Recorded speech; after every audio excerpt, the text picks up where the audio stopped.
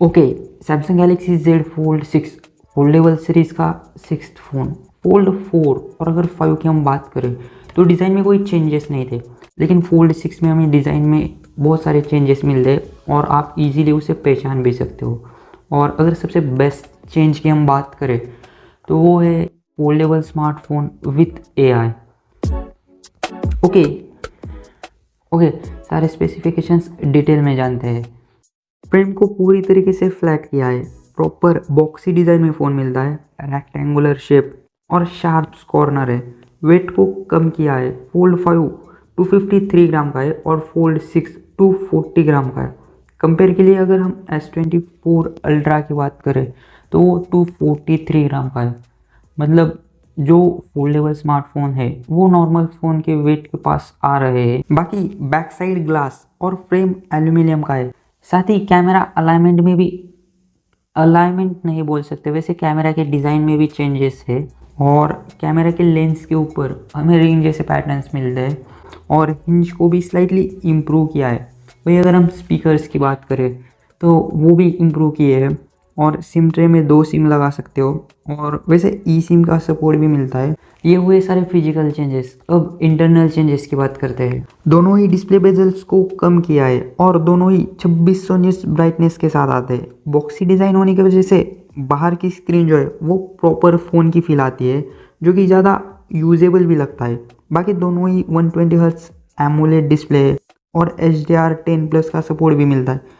Processor में Snapdragon 8 Gen 3 for Galaxy use किया है। गैलेक्सी वर्ल्ड इसलिए क्योंकि सैमसंग उस प्रोसेसर को अपने UI के लिए और AI के लिए ज़्यादा से ज़्यादा ऑप्टिमाइज करता है। मतलब सिंपली ये प्रोसेसर जो है वो उन स्पेसिफिक फ़ोन्स के लिए ऑप्टिमाइज किए जाते हैं। बाकी एंड्रॉयड 14 One UI 6.1 के साथ 7 साल का एंड्रॉयड अपडेट और 7 साल का सिक्योरिटी अपडेट मिलता है। नो डाउट फ़ोन अच्छा खासा पावरफुल है। आप इसके अंदर मल्टीटास्किंग इजीली कर सकते हो, एडिटिंग इजीली कर सकते हो, कोई भी हेवी यूसेज आप इसके अंदर कर सकते हो, इवन गेमिंग भी कर सकते हो। लेकिन वो थोड़ी सी अनकंफर्टेबल रहेगी क्योंकि इसका जो एस्पेक्ट रेशो है वो स्क्वेरिश होने की वजह से गेमिंग उतनी कंफर्टेबल नहीं रहेगी। इस वजह से आप इसके अंदर खासकर बड़े डिस्प्ले में आप गेमिंग उतनी अच्छी नहीं कर पाओगे जितने आप नॉर्मल फ़ोन्स के अंदर कर सकते हो। 60% larger vapour cooling chamber, same battery size, same phone factor और सेम अंडर डिस्प्ले कैमरा, ये हुई सारी जनरल स्पेसिफिकेशंस।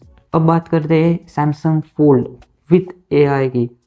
AI वैसे सैमसंग ने S24 सीरीज़ के साथ ही इंट्रोड्यूस किया था, लेकिन फोल्ड 6 में कुछ फीचर्स वही है, उसमें कुछ इम्प्रूव किए हैं और कुछ फीचर्स नए हैं। अगर हम नए की बात करें इसमें तो इसके अंदर इंटरप्रेटर मोड आता है, जो कि सिंपली आप अलग अलग लैंग्वेज में एक दूसरे से बात कर सकते हो और वो दोनों को ही स्क्रीन पर दिखाएगा और ये मोड स्टेटस बार में इंक्लूड किया है। देन कंपोजर एक फीचर है, इसमें आपको जो भी इंफॉर्मेशन शेयर करनी है या फिर सोशल मीडिया के ऊपर ड्रॉप करनी है तो वो आप अपने हिसाब से लिख सकते हो और AI आपको उस इंफॉर्मेशन की प्रोफेशनल, फनी या फिर स्टैंडर्ड तरीके से वो इंफॉर्मेशन आपको जनरेट करके देगा। देन थर्ड नया फीचर है कि आप किसी भी स्केच को इमेज में कन्वर्ट कर सकते हो, ड्राइंग में या फिर 3D इमेज बना सकते हो और उसमें भी अलग अलग आउटपुट मिलते हैं। तो ये एक बहुत ही अच्छा फीचर है। इससे पहले जो चीज़ आपको फ़ोटो में पसंद नहीं थी वो आप रिमूव कर सकते थे ऑब्जेक्ट रिमूवर के थ्रू, लेकिन अब आप किसी भी फ़ोटो में कोई भी चीज़ ऐड कर सकते हो AI के थ्रू, और ये भी एक बहुत ही बेस्ट फीचर। ओके, ये सारे AI के नए फीचर्स थे। अब जिसमें इम्प्रूवमेंट किए उसकी बात करते हैं। उसमें आता है नोट असिस्ट। इसमें कोई भी डॉक्यूमेंट या फिर प्रॉपर पूरी PDF अलग लैंग्वेज में कन्वर्ट कर सकते हो और सर्कल टू सर्च एक साथ 3 लैंग्वेज को रीड कर सकता है। आपको जिस भी लैंग्वेज में चाहिए उस लैंग्वेज में वो आपको कन्वर्ट करके दे। देन ट्रांसक्राइब असिस्ट है, यानी आप नोट्स में रिकॉर्डिंग कर सकते हो किसी भी लेक्चर को, मीटिंग को या फिर कोई भी कॉल। आप पूरी तरीके से नोट्स में ही रिकॉर्ड कर सकते हो और उसके समरी के फॉर्म बनेंगे या फिर बुलेट्स में आप उसके पॉइंट निकाल सकते हो।